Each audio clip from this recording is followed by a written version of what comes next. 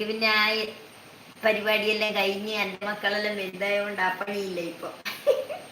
ഇല്ലേ നമ്മളെല്ലാം പണ്ട് കഷ്ടപ്പെട്ടതല്ലേ. ഓ, ചോറ് ഒരു ഭാഗത്ത്, ചായയും കടി ഒരു ഭാഗത്ത്, കറി ഒരു ഭാഗത്ത്, ചോറിന്റെ കറി ഒരു ഭാഗത്ത്. എൻ്റെ അമ്മ 8 മണിക്ക് നിർത്തും കേട്ടത് കൊണ്ട് ഓടി വന്നതാ.